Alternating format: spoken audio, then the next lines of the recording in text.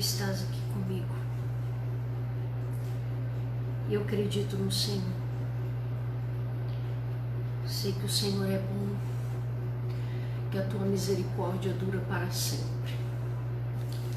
Graças a Deus, amém? Bom estar aqui com vocês de novo, nessa segunda-feira. Eu quero, em primeiro lugar, agradecer a Deus pela oportunidade de estar aqui, amém? E quero fazer uma oração junto com você, para que a presença do Espírito Santo de Deus esteja aqui com a gente nessa noite. Deus tem uma palavra para o meu coração, tem uma palavra para o teu coração também, amém? Oremos ao Senhor. Senhor Deus, eu me coloco, meu Pai, nesta noite, me dobro diante da tua santidade, da tua pureza, pedindo ao Senhor que o Senhor alcance os meus irmãos onde quer que eles estejam, que o Senhor alcance cada mulher, que o Senhor alcance cada vida nesse momento agora. Pessoas que ainda vão assistir, meu Pai, esta palavra, essa ministração em outros dias, que o Teu Espírito Santo alcance cada um deles para a glória do Teu nome. Nós não estamos aqui, meu Pai, a não ser para falar da Tua palavra, do Teu amor, do compromisso com a Tua verdade, que o Senhor alcance os nossos corações, alcance os meus irmãos, amigos de outras cidades, do interior do Mato Grosso do Sul, alguns outros irmãos que estão assistindo até mesmo em outro país, que o Teu Espírito Santo vá de encontro, meu Pai, a essas vidas. Eu creio no que o Senhor, meu Pai, tem falado comigo e no que o Senhor tem falado com o Teu povo. E é nessa fé, meu Pai, que eu peço a Tua ajuda, a Tua presença, para juntos estarmos aqui ministrando a Tua palavra, a Tua santa palavra, e direcioná-la, meu Pai, aos corações que necessitam, meu Pai, da Tua presença. Em nome do Senhor Jesus nós Te agradecemos. Aleluia, graças a Deus, amém? Queridos, eu quero nessa noite poder compartilhar com você algumas coisas que o Espírito Santo tem colocado no meu coração. Esses dias não têm sido dias fáceis, têm sido dias difíceis, o que não deixa de ser até mesmo um comentário para a vida de um cristão que procura viver diante de Deus. Não tem sido fácil viver nesses últimos anos, né? Nós temos visto muita atrocidade, muita maldade, né? Nós temos visto o mal se alastrar com uma velocidade muito grande. Às vezes as pessoas acham que é uma palavra conspiratória, né? Quando nós falamos a respeito de arrebatamento, a respeito da vinda de Cristo, né? As pessoas falam, ah, meu Deus, isso aí é teoria da conspiração, né? As pessoas hoje em dia, quem não tem ficado na presença de Deus, quem não tem buscado conhecimento através da intimidade com Deus, acha essas coisas meio loucas, né? E é verdade, essas coisas elas são de difícil entendimento, porque as pessoas são chamadas por Cristo para viver uma vida plena de paz, de graça, de alegria, de virtude na vivência com as pessoas. E de repente nós chegamos a um momento assim que nós temos visto coisas que se entristece o nosso coração. Você imagina se não entristece o coração de Deus, né? Nós temos visto a ação maligna, a ação do diabo sendo escancarada em todas as áreas da sociedade. Antigamente nós falávamos que o diabo estava entrando de sapatinho de algodão dentro das famílias, né? Quantas vezes eu, como pregadora do Evangelho, como aconselhadora, falava a respeito disso. Cuidado, o diabo entra com um sapatinho de algodão, né? Chegamos até em grupos de oração e de louvor cantarmos músicas que falam acerca disso. E hoje nós temos visto uma invertida, né? Uma invertida muito grande. O diabo já não disfarça mais, né? O diabo, em todas as áreas, ele tem se mostrado de uma maneira muito aberta, né? De uma maneira muito aberta. Isso me faz lembrar e me faz pensar quando o Satanás está preparando o terreno para assumir um trono, né? Se você lê Apocalipse, se você lê Daniel, se você já leu os profetas, você vai perceber como que Satanás, ele vai conforme você vai estudando a Bíblia, você vai vendo todas as tentativas, né? De milênio em milênio, de tempos em tempos, né? Tentando se impor, tentando se colocar no lugar de Deus. E isso tem sido uma coisa muito evidente nesses 10 últimos anos. E nós temos visto isso com uma clareza muito grande. As pessoas que têm buscado a Deus, as pessoas que têm ido ao templo orar, glorificar, que têm ido consagrar, as pessoas que são pessoas voltadas para o jejum e para a consagração, pessoas que foram escolhidas por Deus como líderes nessa nação, né? Cada um dentro do seu espaço, né? Cada um dentro das suas limitações. Nós sabemos que existem pastores de 50, pastores de 100, pastores de 1000. Nós sabemos que há grupos que têm seus líderes, né? E esses líderes, eles quando recebem a presença de Deus, Deus não nos nega, né? Não lhes nega a verdade dos tempos. E nós temos visto isso avançando com uma violência muito grande. Nós temos visto, não é o tema dessa noite, mas para que abra a tua mente, nós temos visto isso se avançando numa velocidade de 10 anos para cá dentro das escolas, né? Nós temos visto isso, a dificuldade dos professores com alunos, e isso aí invade todas as idades, né? Não é uma coisa só ali do primeiro grau, não. Você vê que os professores de toda a faixa etária têm grande dificuldade hoje na condução do ensino. Então nós temos visto que os problemas têm entrado, têm tomado conta de várias áreas da sociedade, ou não dizer todas as áreas, né? E aí eu olho para esse quadro que nós estamos vivendo, porque hoje nós sabemos, as pessoas que têm vivido o Evangelho têm percebido isso, porque na imprensa saem muitas notícias, e também às vezes nós vimos muitos, quem estuda pela internet, quem se aperfeiçoa através da internet, através de cursos, através de seminários online e uma série de coisas, tem conseguido buscar algumas informações que outras pessoas não têm, como o avanço do suicídio, né? O avanço do suicídio no nosso país tem sido escandaloso, tem sido grandioso. Se descobriu há pouco tempo que há uma comunidade secreta na internet que trabalha a favor do suicídio, ajudando as pessoas na hora do suicídio, né? Estando ao lado dessas pessoas, entre aspas, pela internet, lá do outro lado, dando apoio. Enquanto a pessoa está lá tomando as medicações para morrer de alguma overdose, ou estão aplicando veneno em si, ou estão se enforcando, ou indo para o local onde vão se enforcar, eles vão com o celular junto, e uma junta de pessoas online assistindo essas coisas. Nós temos visto de tempos para cá, a quantidade de pessoas que têm participado de atos sexuais, né? De atos sexuais filmados, estupros sendo filmados. Nós temos visto coisas assim muito ruins, muito horrorosas. E de repente nós temos um olho santo, um olho que... O santo que eu digo, não me entenda mal, não estou aqui querendo dizer que nós enxergamos melhor do que as pessoas, mas temos um olhar bíblico para essas coisas. E às vezes nós temos um preparo para enxergar que isso já havia sido dito na palavra de Deus.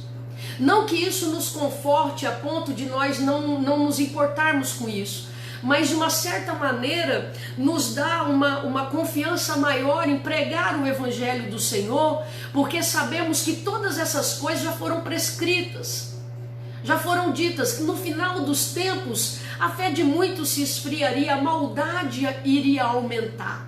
Então hoje, quando nós falamos assim, poxa vida, como que pode ter pessoas más, né? A ponto de mentir um laudo médico, né? Para dizer que uma pessoa não morreu de uma determinada enfermidade, mas morreu de outra. A gente não quer acreditar, nós não queremos acreditar nisso, porque nós jamais faríamos isso.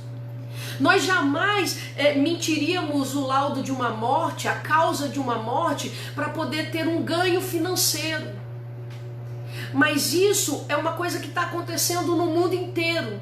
E aí nós perguntamos, né? Mas meu Deus, como que pode essas coisas não serem resolvidas imediatamente? E é aí que cria dúvidas no coração das pessoas. Porque para resolver determinadas situações se demora muito. E por que se demora muito?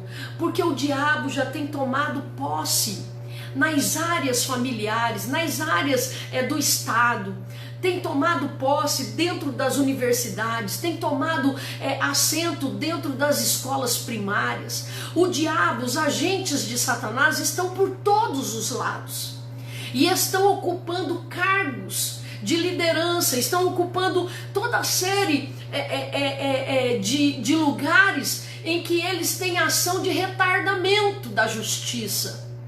Então, quando nós olhamos isso, a gente fala, meu Deus, se isso fosse verdade, já estaria tudo resolvido, era só a polícia ir lá e pronto. Mas a verdade é que as coisas não são assim.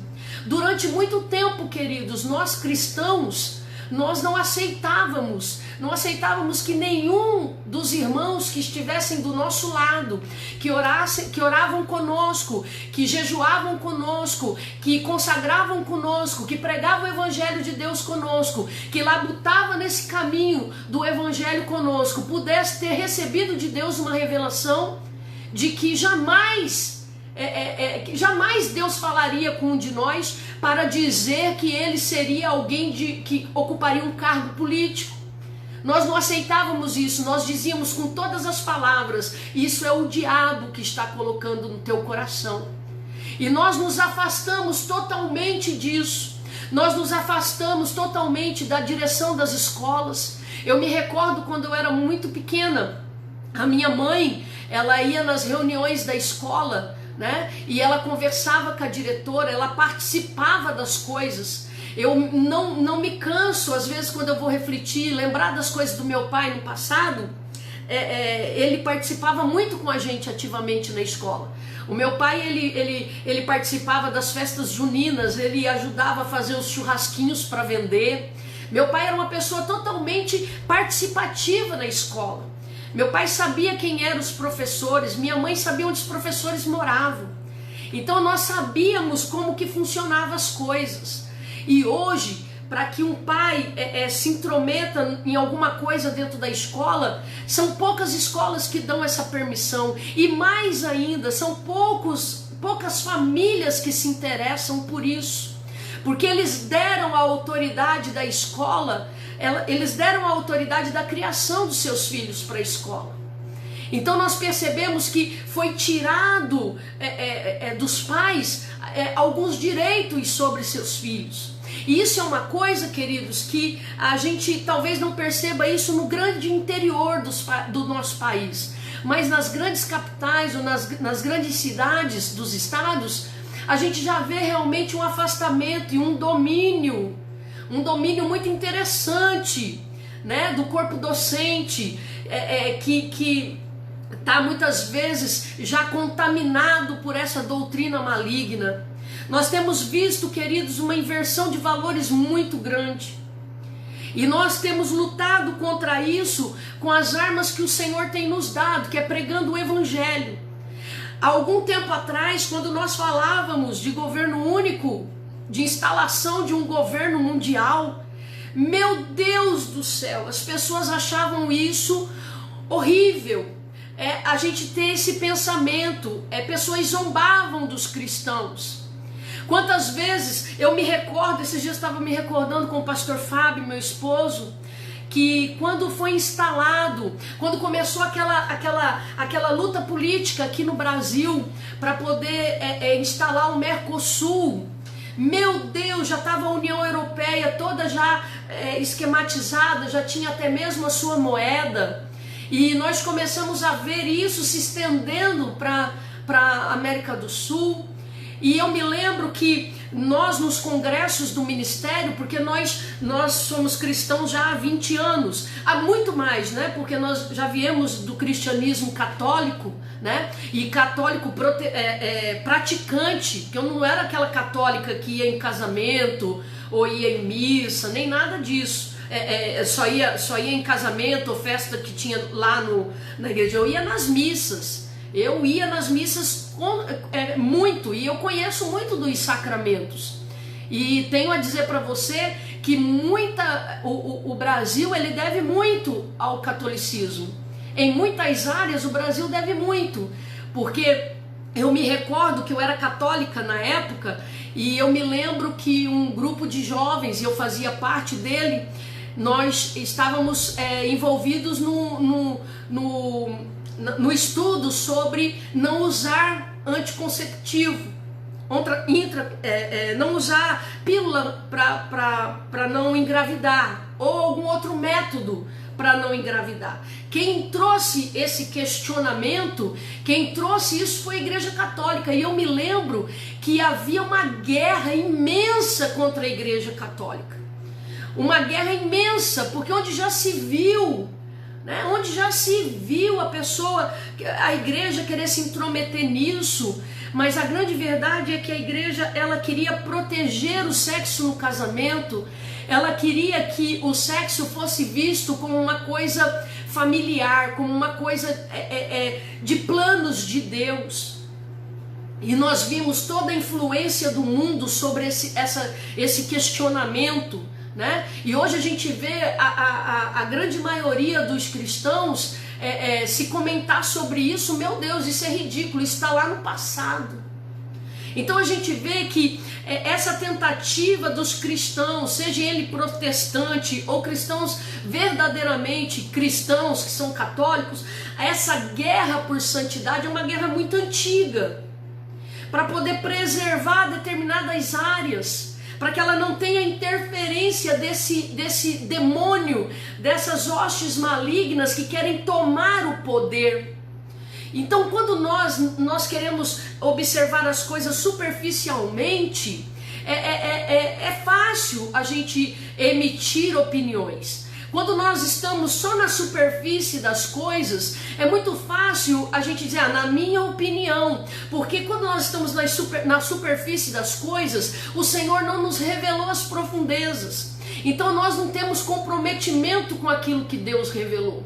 Então nós falamos daquilo que nós achamos. Se nós concordamos, temos uma opinião, e essa opinião ela é nossa e ninguém tira ela de nós. Mas nós ignoramos que quando nós temos uma opinião, ela não nasceu de dentro da nossa alma, não. Ela foi influenciada por alguma coisa. Tudo que nós pensamos, tudo que nós achamos acerca das coisas, foi influência de alguma coisa. Influência de alguma situação. Influência de algum contato, de alguma mente, de algum corpo de pensamento filosófico, ideológico, não interessa. O que a gente pensa, aquilo que a gente acredita, ela veio sobre a influência de alguma coisa. Então, oxalá que essa influência seja da Bíblia. Que maravilhoso será nós sermos pessoas influenciadas pelas Escrituras. E isso é tão sério, isso é tão forte, isso é tão poderoso, que eu me recordo também, há algum tempo atrás, quando nós recebemos a instrução também, porque nós participamos muito de muitos congressos, de muita reunião ministerial. O meu esposo, ele é presidente do estado, das igrejas, então a gente está sempre em algum evento ligado a esse tipo de orientação. E eu me recordo, quando nós nos reunimos em São Paulo, numa convenção, e um dos assuntos que foram debatidos lá era a necessidade de nós, como líderes espirituais ou líderes de uma comunidade, de um grupo, ou tivesse influência de comunicação com pessoas, que nós pudéssemos entender que estava correndo dentro do Congresso um grande plano maligno para tirar algumas coisas de dentro da Bíblia. O projeto era tão maligno que era para tirar as passagens bíblicas que falavam sobre efeminados, sobre adultério, né, sobre prostituição, que era para tirar sobre costumes cristãos. Então ia ter uma junta que ia estar analisando a nossa fonte de vida, a razão do nosso ser, a razão da nossa existência, a razão, a raiz dos nossos pensamentos, porque ser cristão não é uma ideologia, né? Ser cristão não é somente um modo de viver, ser cristão é tudo que somos, é a nossa essência. Se tirar o cristianismo de dentro de nós, não sobra nada, não sobra nada. Se tirar isso do nosso contato, isso irá nos destruir. Então o que acontece? A Bíblia, ela é aquela palavra que vai revelar o homem maligno.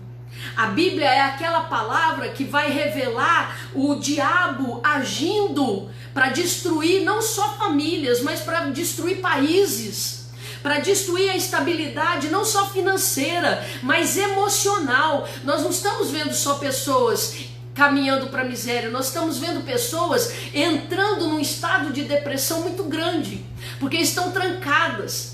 A saúde delas começa a ficar debilitada, a mente começa a ficar limitada. Tanto é que tem pessoas dentro de casa, queridos, que acham que o mundo parou. Eles acham que não tem ninguém na rua, eles acham que não tem ninguém andando por aí, entendeu? Eles acham que não está acontecendo nada, eles estão achando que o mundo parou. Tem pessoas que realmente estão acreditando nisso.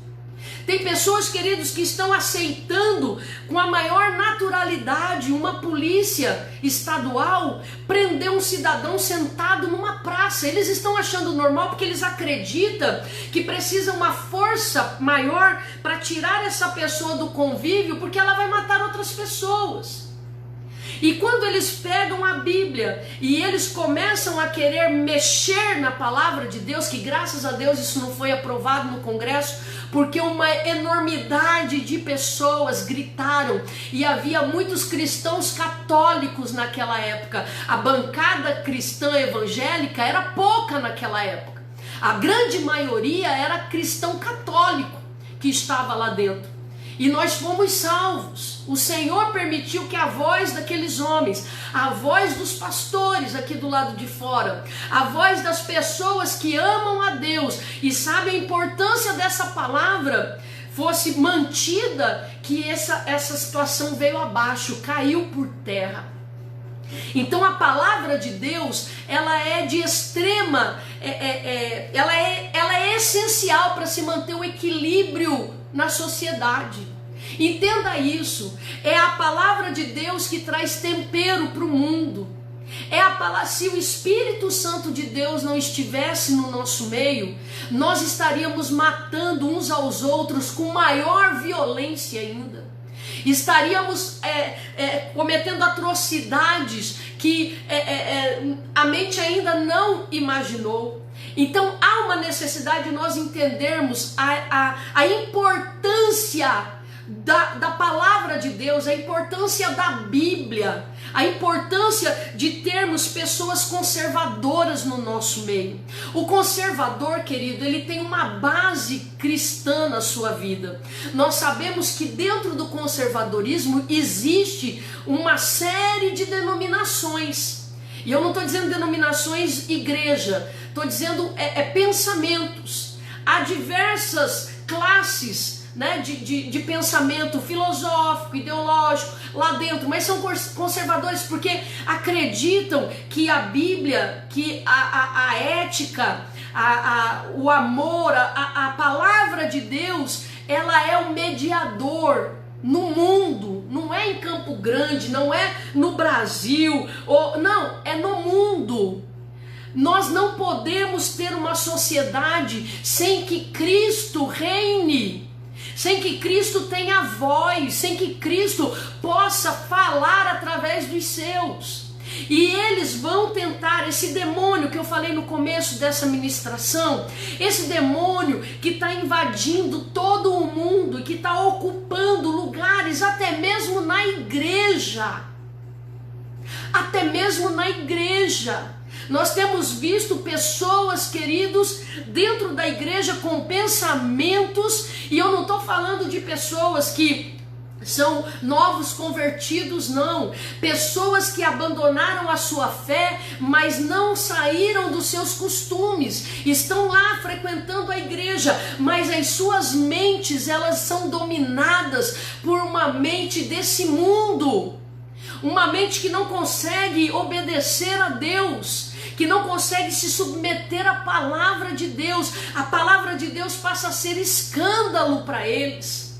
Às vezes nós pregamos uma palavra e às vezes uma pessoa que a gente acha que é crente, que a gente, quando eu falo crente, não estou falando evangélico, não, estou falando um cristão, um que ama a Deus. A gente olha e a pessoa se escandaliza muitas vezes com o que é falado. Quando a palavra, eu já vi cristãos se escandalizando quando é pregado que chegou um dia e Jesus levou o seu povo e não levou outros, porque esses outros não eram deles. E eles dizem: mas Senhor, eu preguei no teu nome, eu expulsei demônios no teu nome, eu preguei o evangelho, como que o Senhor não me leva? E Jesus diz: maldito, apartai-vos de mim, porque não vos conheço. Como pode pessoas que estavam pregando, pessoas que estavam usando do campo de libertação, pessoas que estavam no meio de tudo que é mais santo, ouvir do Senhor Jesus: apartai-vos de mim, malditos? E quando você prega essa palavra, ter pessoas lá dentro,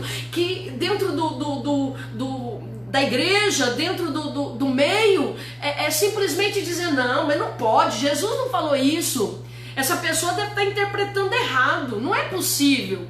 Isso está escrito na Bíblia mesmo. E como eles não concordam com isso, eles começam a acreditar no espírito da mentira, que está sim muitas vezes embutido na conversa com aquele amigo, na conversa com aquela pessoa, que ele fica dizendo: você acredita mesmo que a Bíblia ela é a boca de Deus?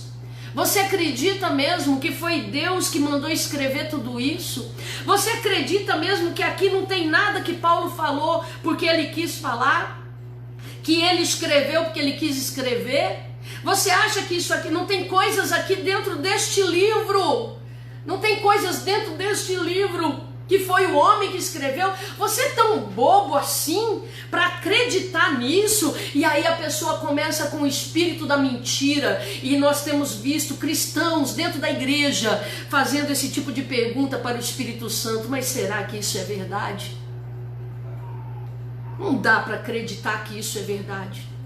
Agora, quando eu digo para você, voltando lá no comecinho, antigamente nós falávamos: olha, cuidado que o diabo está entrando.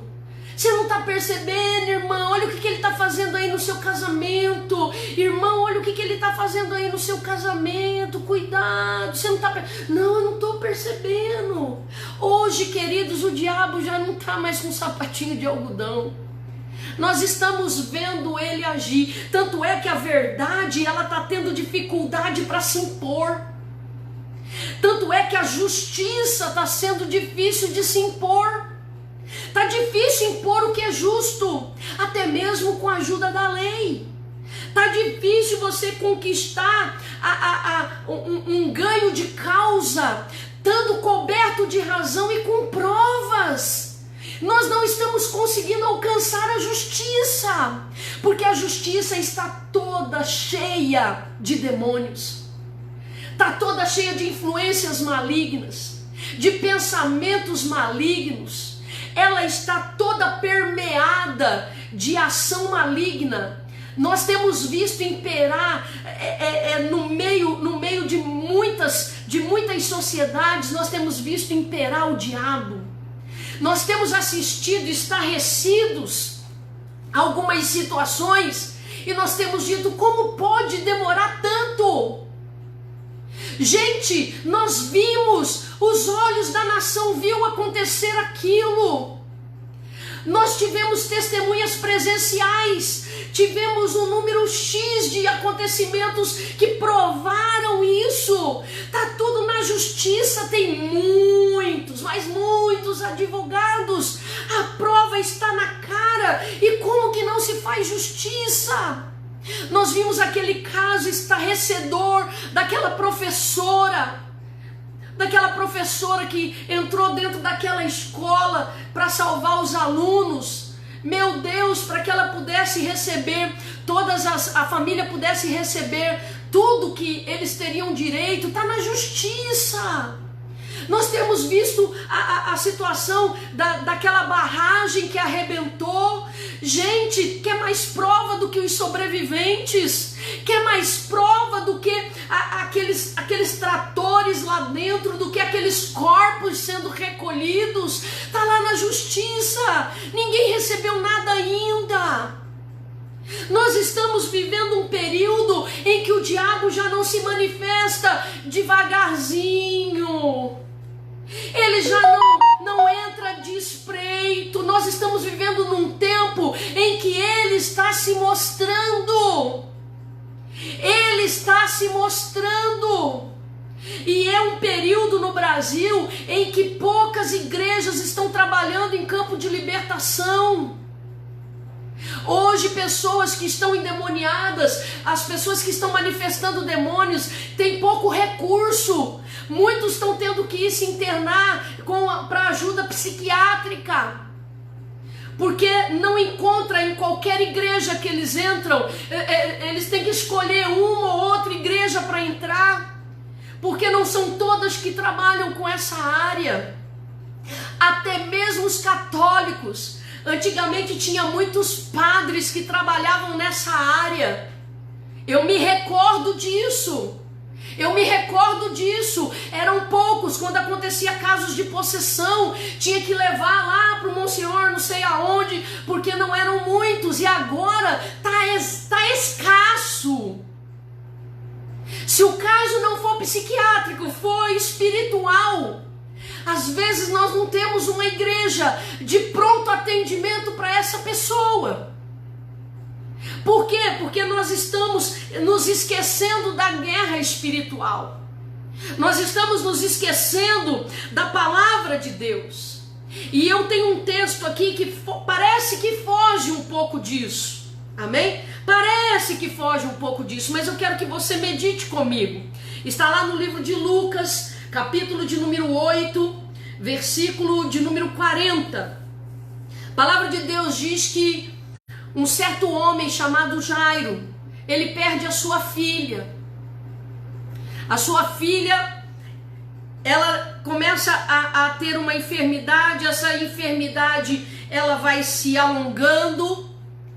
E esse homem era um homem que conhecia a palavra de Deus. A palavra de Deus diz aqui, versículo de número 40, ao regressar Jesus, a multidão o recebeu com alegria, porque todos os que estavam esperando, por causa de todos os que estavam esperando, eis que veio um homem chamado Jairo, que era chefe da sinagoga. Olha como isso é importante. Olha como isso é importante. A palavra de Deus diz que um chefe da sinagoga está com a sua filha doente. Ele, por ser chefe da sinagoga, ele conhecia a palavra de Deus. Ele conhecia a verdade de Deus. Ele sabia quem era o Deus que eles faziam orações. Ele sabia das leis de Moisés. Ele sabia tudo que era relacionado às coisas profundas de Deus. Mas esse homem se vê limitado quando ele olha para sua filha e ele não consegue, através da sua fé, naqueles dias, encontrar uma resposta.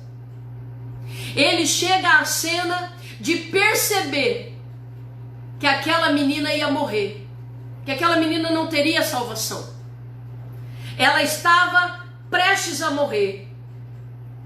e ele sabia de um homem, ou ele já teria tido encontro com esse homem, ou ele já havia ouvido, já tinha visto ele, ouvido ele, porque era de interesse comum das sinagogas, dos sinédrios e das autoridades daquela época, saber quem era esse Jesus. Vamos meditar aqui um pouco. Você vê Jesus chegando num período da história em que a sua nação está subjugada por outra nação. Você chega num contexto de 3 anos de vida de Jesus ali, depois do seu batismo, aonde ele cresce e ele sai para o ministério, e a situação política daquele estado permanecia o mesmo, subjugado por Roma. Israel estava praticamente sem identidade, estava sobre o domínio. Havia uma leve, como que eu poderia dizer, um afrouxamento de lei muito leve, controlada pelo Estado romano, para que os judeus pudessem adorar estarem praticando a sua religião. Isso tudo com um controle muito ferrenho sobre eles. O que me lembra muito, eu estou estudando sobre a China, o que me lembra muito o domínio, né, da China, na capital da China, sobre a igreja católica, que é a igreja permitida. Existe lá uma igreja permitida, uma igreja católica permitida, muito grande. Se não me engano, fica imensa, ela é grandiosa. É como se fosse um símbolo de liberdade. Mas na verdade, as cerimônias são todas controladas. E nessa época de Jesus era a mesma coisa. Era controlado para manter eles calmos, para manter eles debaixo do regime. Vocês podem adorar, mas... Por isso que a religião estava só no campo de tradição. Não havia poder de Deus, não havia a unção de Deus, não havia a glória de Deus naquele período. Por quê? Porque ela estava subjugada, ela tinha perdido a liberdade. Quando nós cristãos perdemos a nossa liberdade para o Estado, não há como os crentes ficarem fervorosos. Não há como os cristãos ficarem cheios do Espírito Santo, porque para que isso aconteça, os cristãos precisam estar juntos, eles precisam estar congregando, eles precisam estar em comunidade, e o Estado maior sabe disso.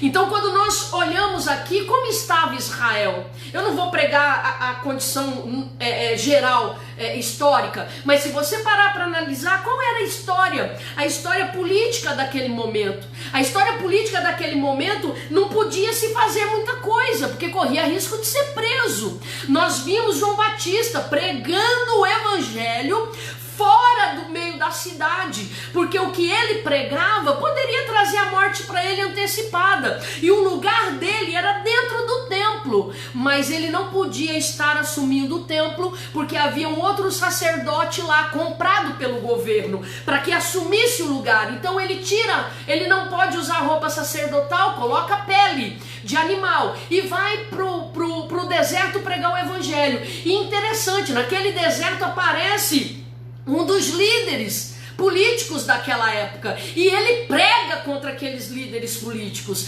ele fala a verdade contra aquela mulher e contra aquele homem, e a palavra de Deus diz que a repressão do Estado era tão grande, a repressão do Estado contra a verdade de Deus, ela era tão grande. Isso não vem desse momento da história, mas vem muito antes, desde o começo, aonde Deus instituiu profetas, instituiu o sacerdócio. A gente vê isso acontecendo. E a palavra de Deus diz que esse homem perdeu a cabeça.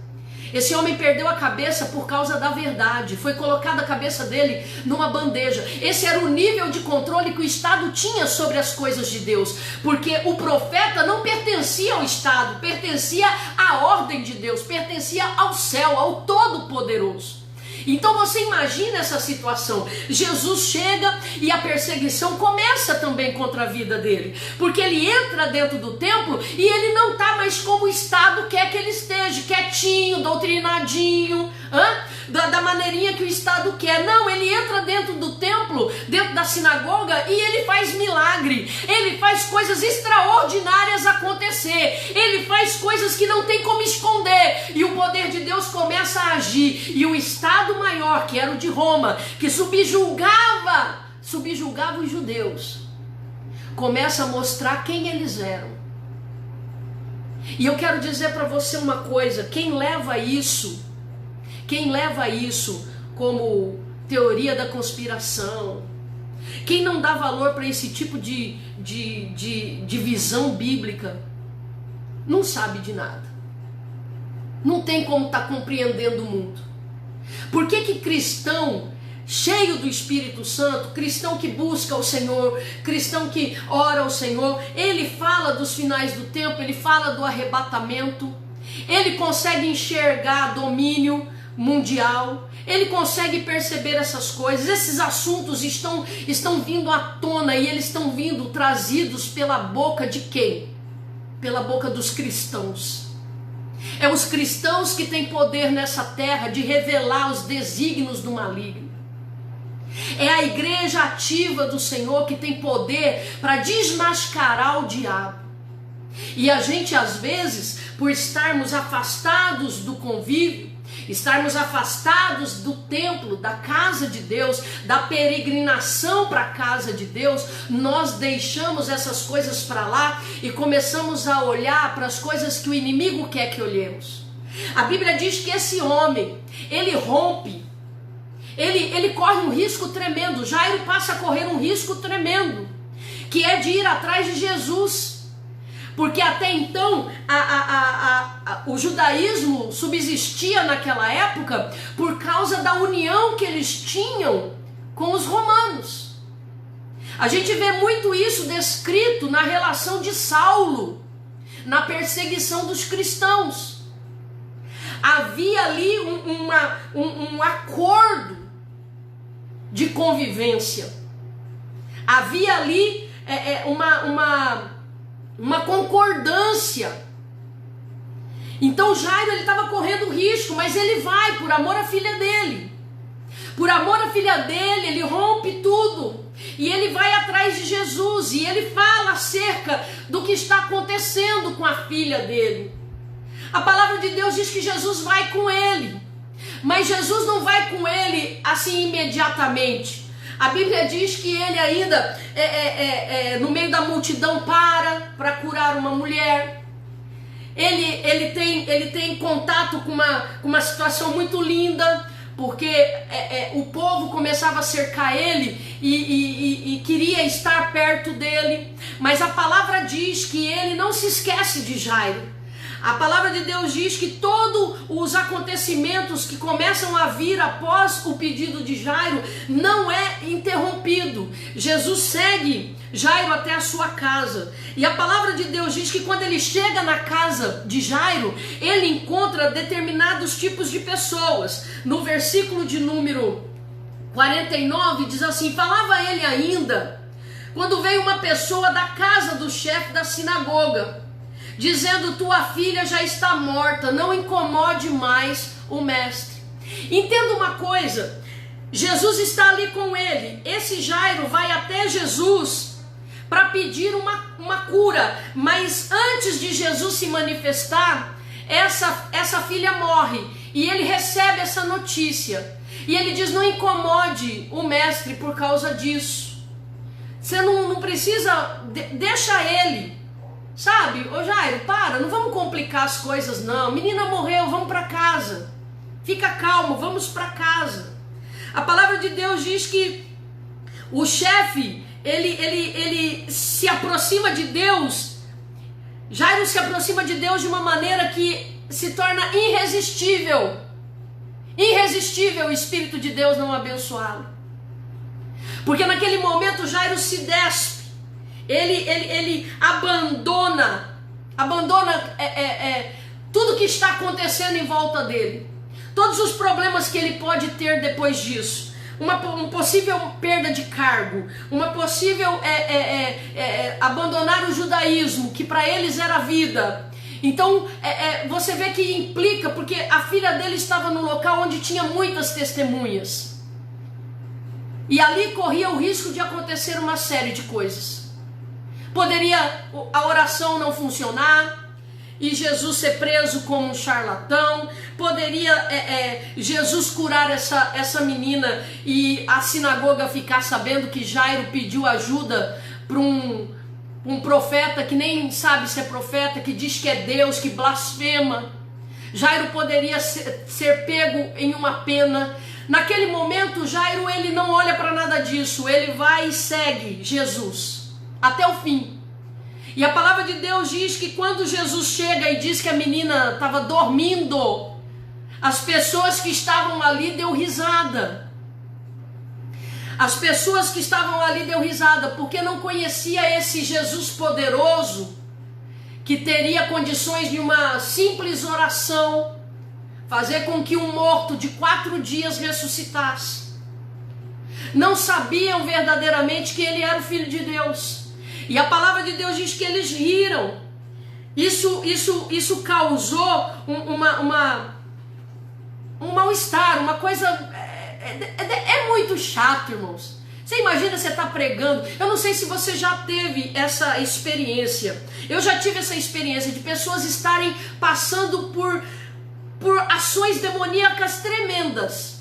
E eles me chamarem na casa deles para campo de libertação. Missionária, pelo amor de Deus, vem aqui orar na minha casa, o negócio está feio, meu filho está manifestando, não sei quem está... as histórias. E eu chegar na casa para orar, para estarmos ali orando, buscando a Deus, expulsando demônios, falando do amor de Jesus, trazendo essa pessoa para a realidade de Deus. E as pessoas às vezes nem a televisão desligar. Sabe, nem a televisão desligar. E eu, como estou na casa da pessoa, não vou mandar a pessoa desligar a televisão. Então você vê que tem coisas que a gente vai fazer que são desagradáveis. Às vezes um dia você estava pregando para alguém e a pessoa riu de você. Às vezes você estava ministrando uma palavra de vida e você sentia na tua alma que se a pessoa desse crédito naquela palavra, a vida dela poderia mudar, mas ela estava zombando de você e você percebeu isso. Tem obras que a gente vai fazer que a gente faz porque o Espírito de Deus mandou. Porque se deixasse o ser humano decidir, ele não voltaria mais. Porque são momentos desagradáveis. A palavra de Deus nos diz que ele passou por isso, por essa coisa desagradável. E as pessoas que estavam lá tocando, que estavam lá falando a respeito daquela enfermidade, essas pessoas estavam ali para um velório. Aquelas pessoas estavam ali para um velório. Mas a palavra de Deus diz que quando Deus entrou naquele quarto, quando Jesus entrou dentro daquele quarto,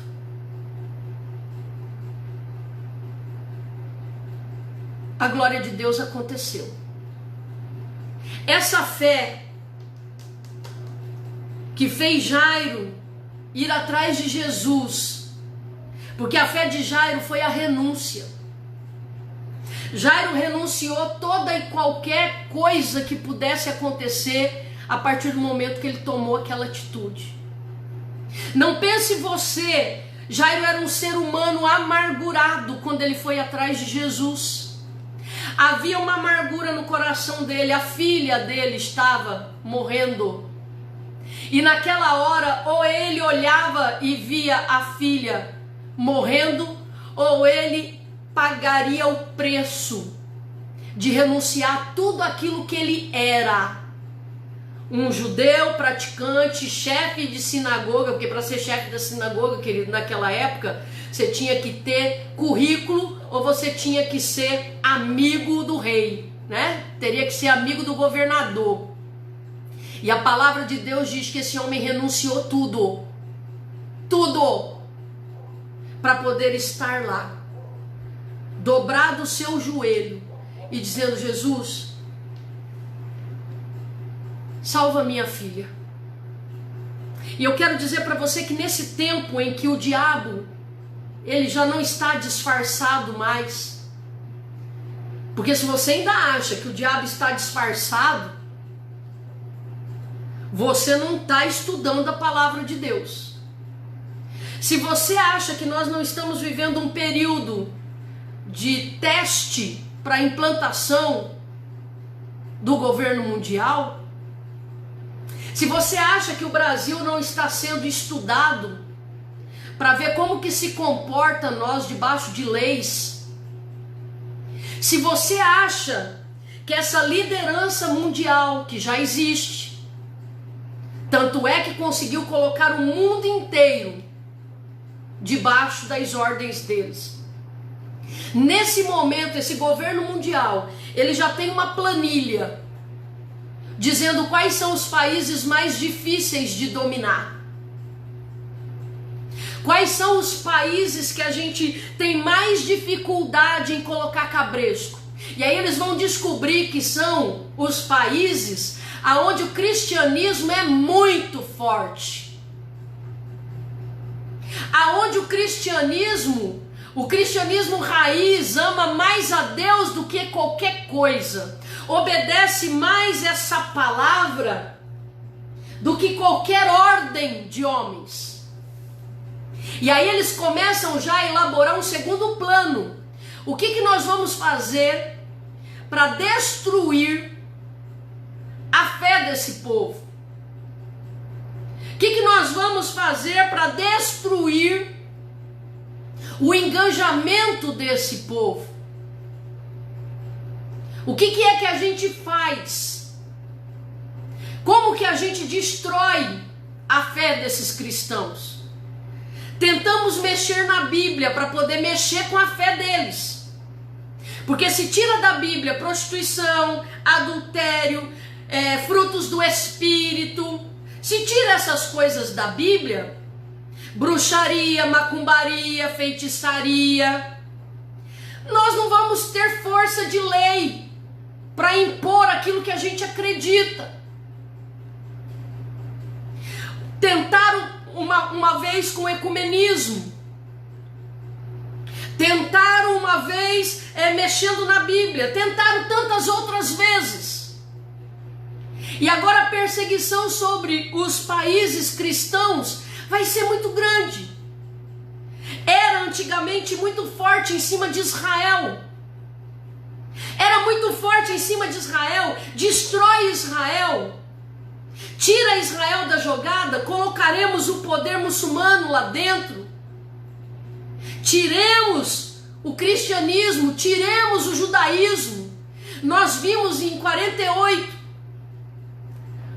o Estado de Israel tendo direito a ser Estado novamente, porque ele tinha deixado de ser, estava sobre o domínio de outros povos, para destruir a fé, para destruir esse Deus, porque destruindo esse Deus, destrói a nós, porque toda a nossa essência é Cristo.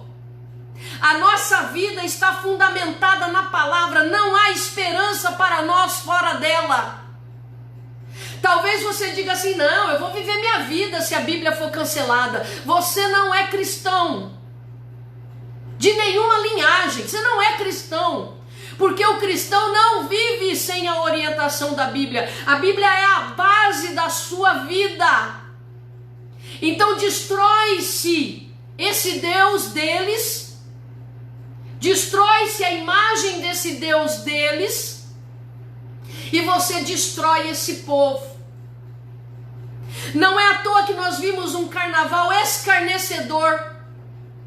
Era para as igrejas terem entrado lá e ter proibido, era para ter todo tipo de pedidos na justiça. Mas a gente não tivemos força para isso. Por quê? Porque todos os mecanismos estão atolados de pessoas comandadas por demônios. Quando nós olhamos para o carnaval, carnaval a gente diz, mas meu Deus, se acabar o carnaval, quantos crentes trabalham lá e não sei o que. Queridos, o carnaval poderia ser um espetáculo de arte, mas é um espetáculo satânico, maligno, e tá jogado na nossa cara. E por que essa porcaria ainda existe? Se o nosso país é um país que a grande maioria esmagadora é cristã, porque todas as autoridades, todos os lugares de autoridade do nosso país está infestado de satanistas, de malignos. E as nossas igrejas, sem trabalhar em áreas de libertação, nossas igrejas orando pouco, nossas igrejas disputando poder, uma querendo ser maior que a outra, uma querendo ser melhor, ser maior. E eu quero deixar aqui com vocês a minha indignação. A minha indignação de nós conseguirmos ser dominados em algum momento da nossa caminhada e nos calarmos. E termos nos calado. Às vezes por estarmos vivendo uma fase boa da nossa vida.